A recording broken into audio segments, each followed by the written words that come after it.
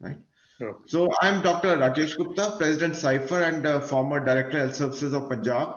We welcome you all for this very special edition of Cypher Health News Channel, being released in the International Year of Millets 2023. We feel honored to have with us an eminent public health expert, Professor Dr. J.S. Thakur. He is in Department of Community Medicine, School of Public Health, PGIMER, Chandigarh. So we welcome you, sir. Thank you very much, Dr. Gupta. Yeah. So as we all know that Dr. Thakur, so next slide, please. Rajiv, can you change the slide? Professor Dr. J.S. Thakur, he is president of the World NCD Federation, and he is professor at the Department of Community Medicine and School of Public Health, Postgraduate Institute of Medical Education Research. He is teaching and training Master of Public Health students, MD students, and PhD students. He is providing international and national consultancy to Southeast Asia region countries, including Sri Lanka, Maldives, Timor, and national and state governments as well in India. So in matters related to policy program, development and advocacy for prevention and control of NCDs, he is faculty in charge of the Urban Health Training Center, Indira Colony, Chandigarh, and has done an extensive work on urban marginalized communities and implementation of the national health programs in northern Indian states. He has developed the proposal for satellite center at PGIMER at Sangrur and Firozpur in Punjab. With satellite center at Sangrur is almost functional now, and Firozpur has already been approved by MHW New Delhi. He has contributed in developing partnership between PGI and TMH Mumbai, and is a principal investigator for 4 population-based cancer registries and cancer research in Punjab and Chandigarh. He is promoting research in PGI Chandigarh and is a member of the Institutional Ethics Committee and Data Safety and Monitoring Committee. So, sir, you are welcome, sir. And I'll just like to ask you about your education and journey as a medical doctor and a public health specialist, and what factors actually influenced you for choosing this profession, sir? So I have done my MBBS from Indira Gandhi Medical College, Shimla, way back in 89, and then I completed my MD in community medicine from Indira Gandhi Medical College, Shimla in 1994. Then I did my diplomate of National Board from the National Board of Examination in the Family Medicine. And I joined PGI in 1994 as the senior resident, and in between I went for some time to the Government Medical College, Chandigarh, and from 2001, I'm working at the PGI Chandigarh. Okay. And in between also, I was in the WHO, heading non-communicable diseases and mental health at the WHO country office in India from 2009 to 12. And during this time, the National Program for Prevention and Control of Cancer, Diabetes, Cardiovascular Disease, and Stroke, and the National Program for Healthcare of Elderly was developed and implemented in the country. So that is very nice, sir. And so I'd like to ask you that about NCDs, since you are considered one of the senior most experts in NCDs at an international level, national level, and what do you think are the immediate tasks at hand for India to reduce the NCD burden, and how tobacco control is important for prevention of NCDs? So NCDs are very important contributor of the disease burden in India, and we have the global burden of disease data for India for 2016. Independent GBD study was undertaken. So NCDs are already contributing to almost 62% of the deaths in the country and 55% of the deaths. So they are very important contributor and a big public health problem. Some of the states like Punjab, Himachal Pradesh, and three states, southern states, they are having a very advanced epidemiological transition. So, they are important contributor to the burden. Secondly, I think India is one of the country where we have this very fastest implementation of the national NCD program, that is the National Program for Prevention and Control of Cancer, Diabetes, Cardiovascular Disease, and Stroke. However, since this program is there from 2010, there are many implementation challenges which are there, and it will take time. We need effective implementation. You ask about the tobacco. Tobacco is an important problem in Southeast Asian countries and also among the children. And tobacco is a very important risk factor for, I would say, preventable risk factor for non-communicable diseases. And the problem of smoking and smokeless tobacco, is also very peculiar for this region of Southeast Asia, including India. Yeah. So I think the problem of smokeless tobacco is more in India and in South Asia. Yeah. So I think we need to focus more, as you said, that the tobacco control is an important preventable cause for NCDs. So we need to focus on smokeless tobacco, right? Yeah. So, would you like to tell us about the World NCD Federation, since you are heading World NCD Federation and you are associated with this federation since long? So, what are the activities? And we will also like to know about the World NCD conference being held in Canada. World NCD Federation is of its kind of professional association which has taken, and is, I would say, the first of its kind of international association which has taken birth in India, and specifically in Chandigarh in 2015. And over a period of time, we have expanded all over the world. We have now branches in Southeast Asia, Western Pacific, Latin America, Africa, Caribbean island, Europe, and we have almost 30,000 members as of now, with with the individual and institutional membership.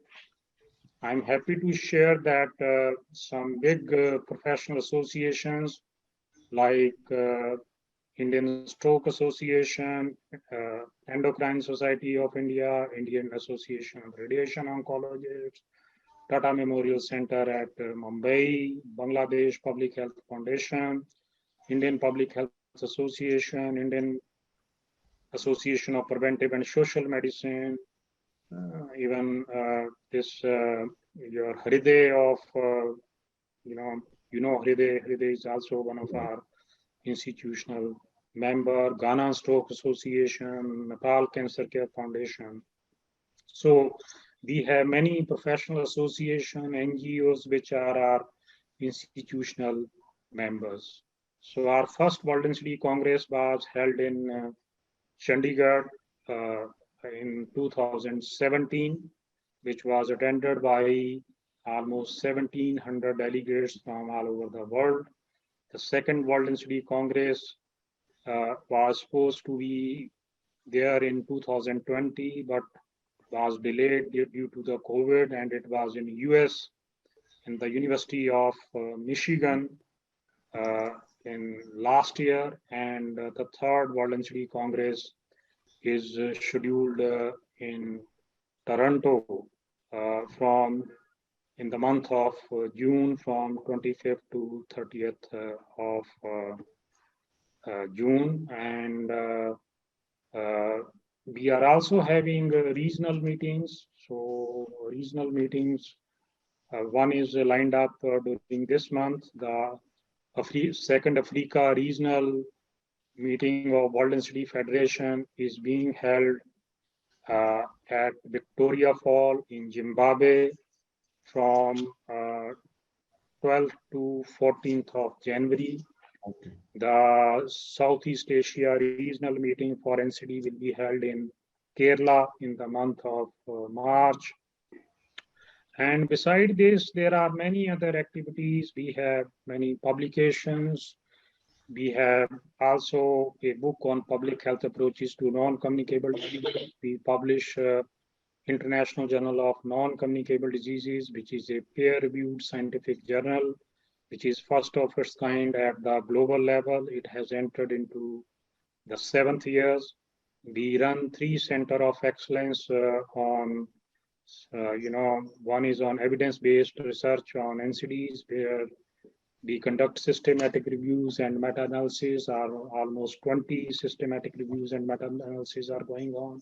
We have Center for Implementation Sciences, under which we have 6 or 7 projects, and we have Center for Sustainable Development, Health and Wellness, which is working in SDGs. Recently, last year, we started Operation Millets, which is for promotion of millets at the global level. And in fact, World NCD Federation, along with PGI, was the first organization to organize a national conference on sustainable agriculture, health and wellness. And it was attended first time by the doctors and the agriculture scientists. Okay. So this campaign is, main focus is on research and advocacy for millets, which is going on. Okay. So, sir, that is great, and you are doing excellent activities for control of NCDs, and this World NCD conference. We wish you best wishes for the next conference, and I may let you know that most of our viewers are public health specialists and students. So I'll also request them to join the World NCD conference. If possible, they can register and go to Canada and attend this. So, what is your message? Since this is being released, this talk will be released as part of the International Year of Millets. And you had talked about millets. So we also held a consultation on millets, the health benefits and the environmental benefits. Recently on 6th, Dr. Raj Bahadur was the chief guest. So I'd like to listen to you. What is your message to our viewers on millets and the importance of the International Year of Millets?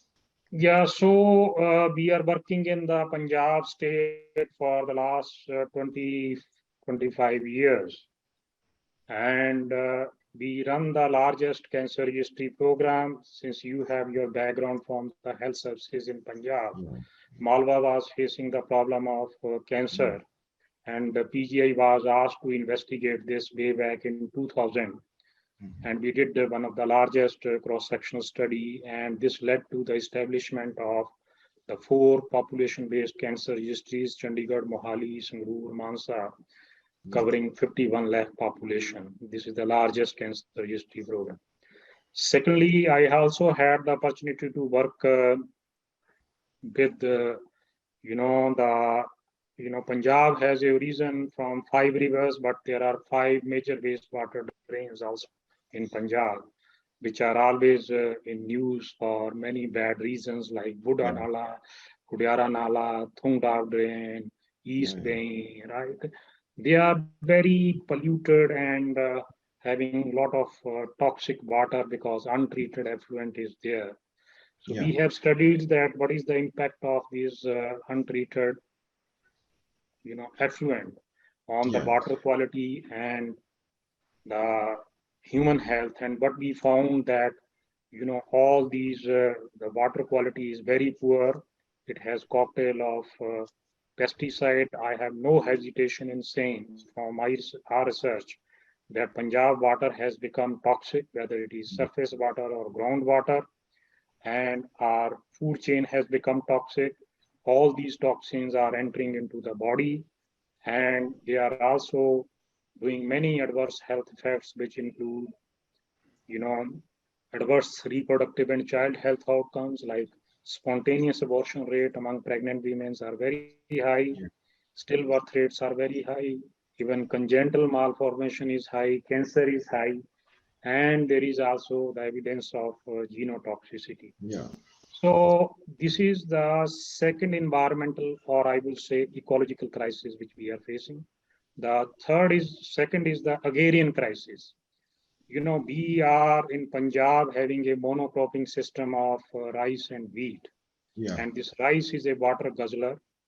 Punjab has 130 blocks, and almost 80% of the blocks in Punjab are always, they are depleting groundwater resources.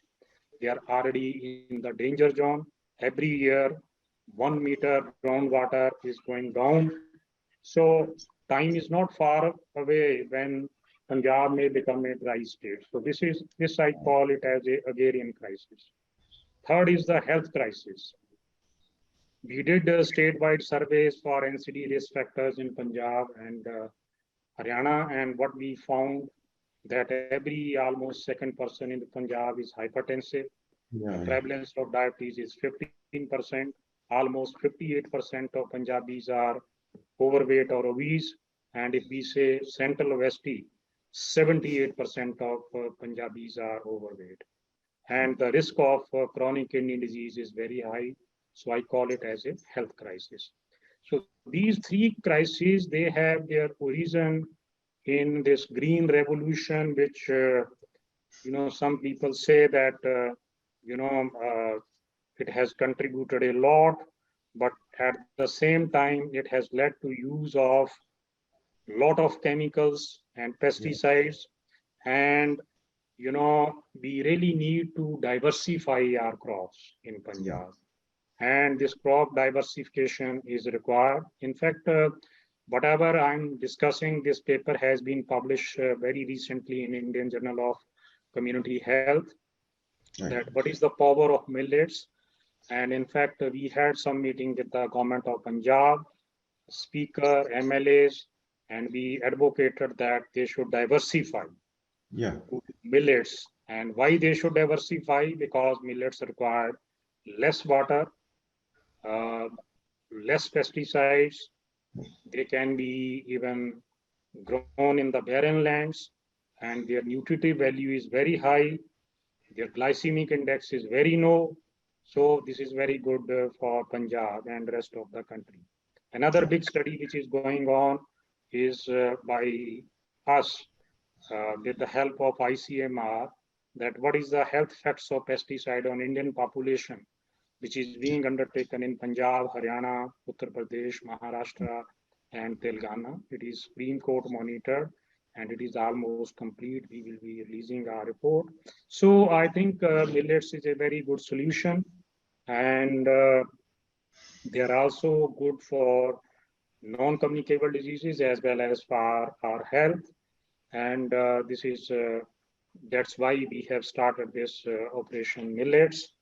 But our focus is mainly on research, because just advocating millets without undertaking research is not of much use. So we should also see that they have really health benefits and bring out the evidence which is required.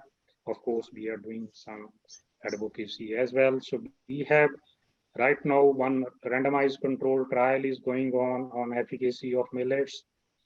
And also we have already, I have told you, one paper is published, and we have a lot of health education material, even the films which are available on millets. Some of them are available on the website of World NCD Federation. And so these type of activities are there, and we work with all stakeholders, because R is a very focused area. So we welcome every partner in this endeavor.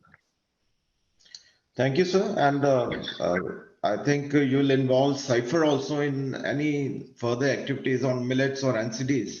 Sure. So thanks a lot for enlightening us about the importance of millets. And another thing is that paddy straw burning, and that is causing this environmental degradation, that will also lessen if we promote millets. So yes. Thanks a lot. So, in fact, we say that this body is made of punch booth. If you go to a little spiritual dimension or Indian mythology, right? So out of these 5 punch booths, so we have, polluted our air by burning this paddy straw, our water is chemically toxic, right? And the soil has also become toxic. So out of these 5 panchbhus, we say Pavan Guru, Pani Pita, Dharti Mehat, Baba Nanak said, but we have forgotten this teaching of, Baba Guru Nanak, saying and I think he has amply highlighted all these aspects. So we have made all these 3 things polluted. So from where the health will come? Health will not come from the institutions. Health will come from the good air, good water, and good soil, which will eventually have good vegetables and the crops.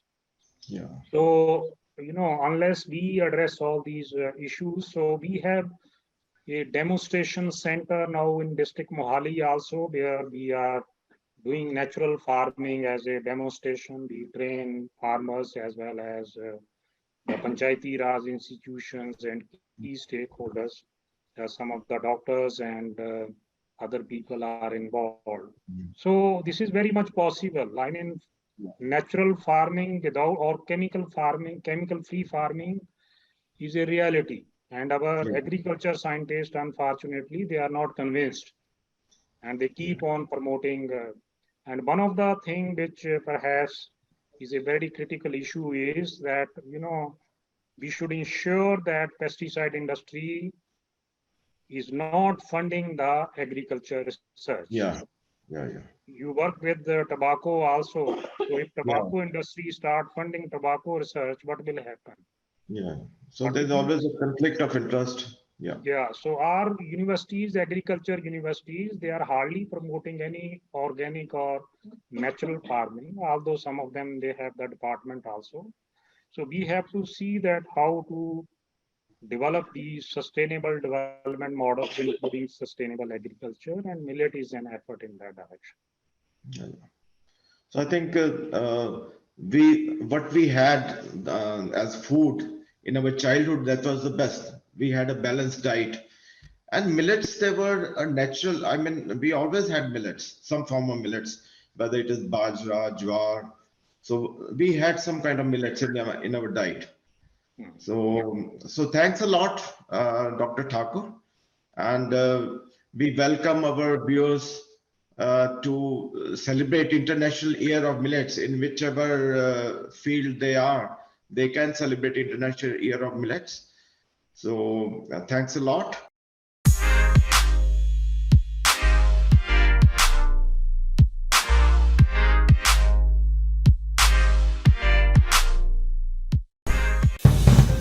Welcome to Dr. Plexus Health Minute.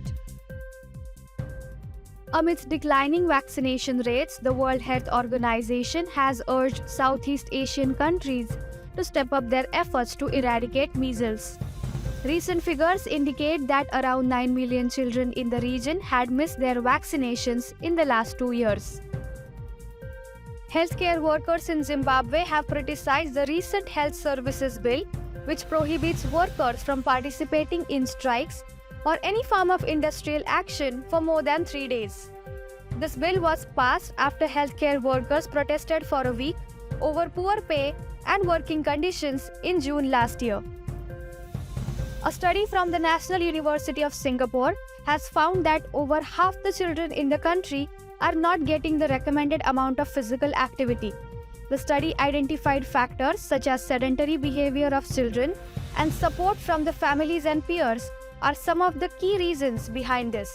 In your opinion, what can be done to ensure children get the recommended level of daily physical activity? Let us know by commenting below. A study from the United Kingdom has revealed that individuals infected with monkeypox and those vaccinated against smallpox mount an immune response against some core antigens of the pox virus family.